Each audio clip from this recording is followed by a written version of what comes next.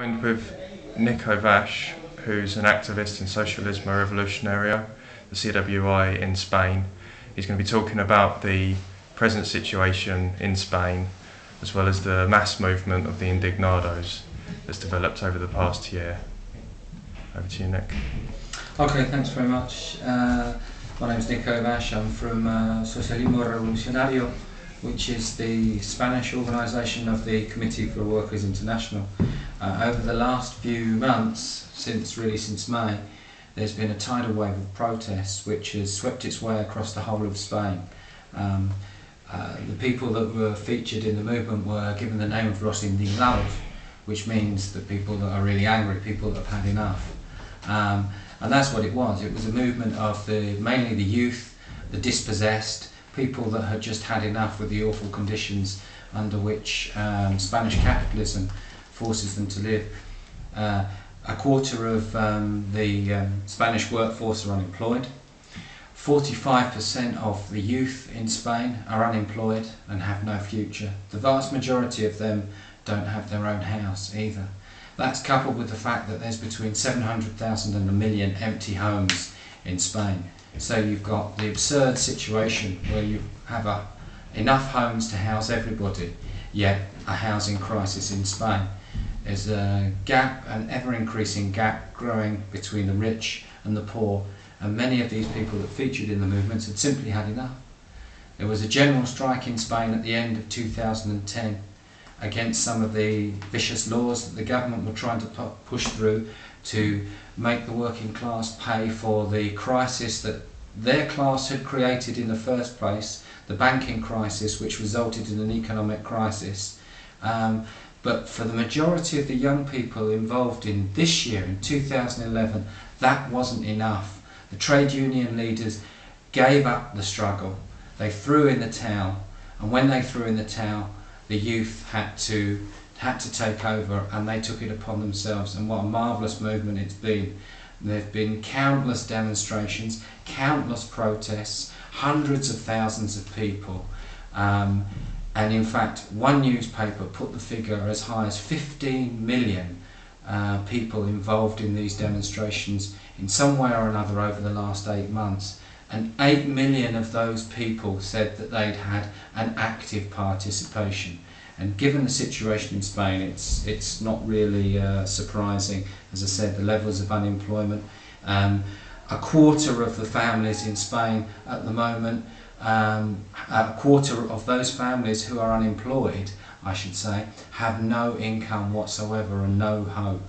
And some of these facts and some of these figures are the reasons why the movement itself, if you like, burst onto the scene on May the 15th. The last major demonstration was in the middle of October, and although there's been a pause since then, it will only be a pause.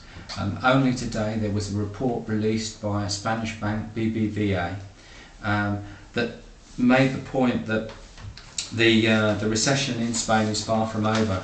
2 months ago they were quite optimistic that they were coming out of recession, although what that meant for the majority of those working class people was very unclear. The best scenario that this report had on the economy was that there would be a slow and weak recovery.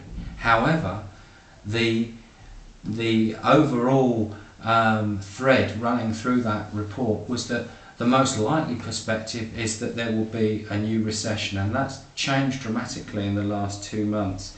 And as their chief economist said today, never have events abroad had such a decisive effect on the Spanish economy. Spain is very much part of the global market. The capitalist crisis, which is gone from Greece to Italy to other countries, is now infecting Spain as well. Spain's not very far behind these countries, either in terms of economics or politics. So there will be a pause, but it will only be a pause. And although these protests over the last few months have been mainly demonstrations, sooner or later the organised working class will begin to take action on the strike front. There was another notice in the press today to say that local authorities are in debt to the tune of 39 billion euros. There are huge cuts that need to be made in the health budget as well.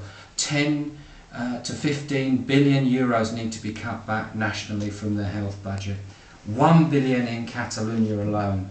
The doctors today in Catalonia have also said that they want to go out on strike on the 15th to the 16th of November in opposing these cuts. So many workers are now following in the wake of their sons and daughters, and are actually now beginning to set the pace in terms of industrial action.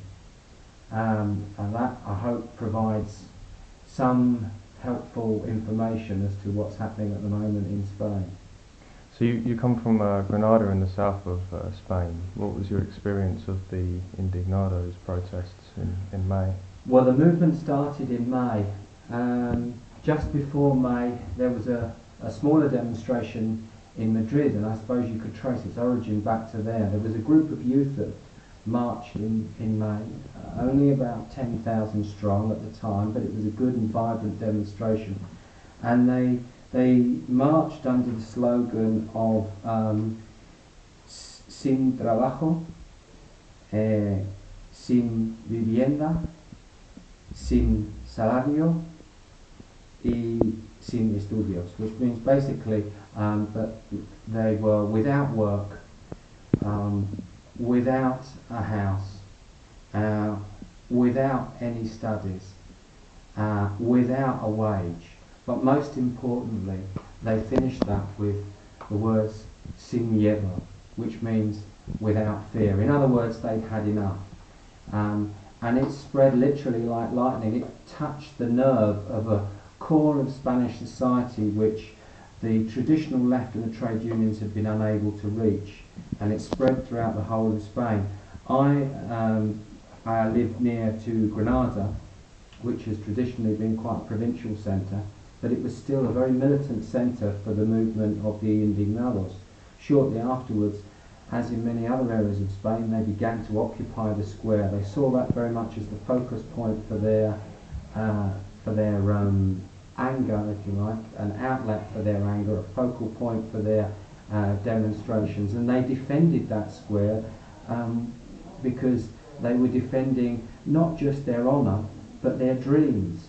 And as they said at the time, and this was a couple of days before the 22nd of May, when the regional elections took place, the square was full.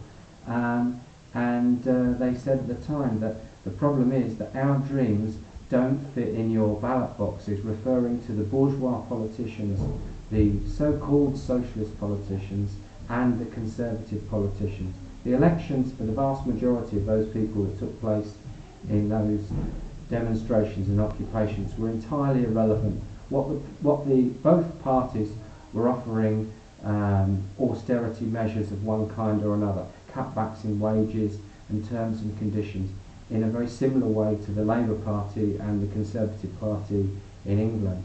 In Granada specifically, I'll never forget on that night, the 20th, when an injunction had been sought by the national government and they were considering emptying the squares. They were embarrassed about this event. It was beginning to threaten their position, and it was beginning to raise the idea of the threat to the system itself, the capitalist system itself. And there was a mass participation, the like of which they haven't seen for generations. There were many more people attending these assemblies than there were their election meetings. The elections were simply irrelevant. They were going to clear the squares. They had the go-ahead from the courts, but what they didn't have a go-ahead from was the working class. And they had to confront them, but they also had to dig deep and decide what action to take. And the police really came up with an answer for them, because I remember distinctly about an hour and a half before midnight on the 20th of May, when the square was supposed to be cleared, a statement was read out by one of the major speakers, and she addressed the crowd and she said, there's something I've got to say. They'd already taken a vote. They decided that they would defy the judgment and they would stay within the square. and basically the government weren't prepared to take on the millions of these young people, realising that there would probably be bloodshed if they did, and that the result of that would be a general strike and far-reaching protests. So the statement that was read out was communicated from the two major unions which organised the police, and the executive said, we want the leaders of this movement to know that we will defy the orders of the government, and we've instructed our members not to clear the streets. And as you can imagine, there was a roar of approval, and the youth there were overcome with enthusiasm, but also they realised that they'd achieved something by themselves, that in a very short period of time they'd, in a sense, inflicted a defeat on the government, something which the left, the traditional left and the trade unions have found to do for many years. And that momentum has continued to gain pace to this day. Just before we finish, what are the suggestions or ideas that the Committee for Workers International in Spain have put forward to carry this movement further? Well, Socialismo Revolucionario is a small but growing section of the Committee for Workers International. We were able to participate in many centres in Spain, in Seville, in Madrid, in Granada, in Barcelona, to a limited extent in the Basque Country and Valencia. And we participated in those demonstrations, often participating in the debates that took place, which were calling in many cases for the overthrow of capitalism. We took part in those debates, but not just as participants, as individuals, but as an organisation. And the programme that we put forward was, whilst applauding the demonstrations and the protests that had taken place and supporting the occupations, we made the point that it was important to go further, that this had been a focal point for the opposition, but now we had to go further, and we needed more organisation, not less organisation. We needed to move into the working class areas, take this movement into the working class areas and also into the trade unions. The movement itself of the Assemblées had attracted a layer of the most militant trade unionists, and what we were proposing is that this should now be taken back into the trade unions. We should be calling the leaders to account, throwing them out of their jobs for signing the austerity pact earlier on in the year.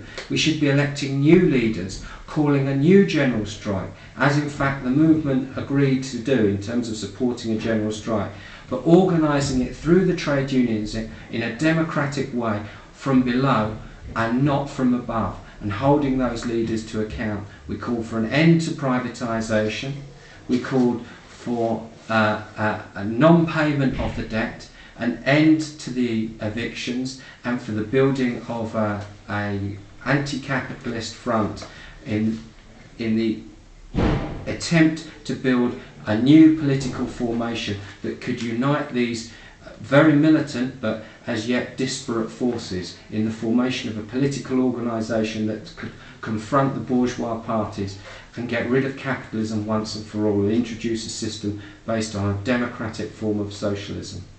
Well, thank you very much, Nick, for speaking with us. If you're interested in finding out more about the CWI in Spain, click on the link underneath this video, and likewise the Brighton Socialist Party, the link for that as well.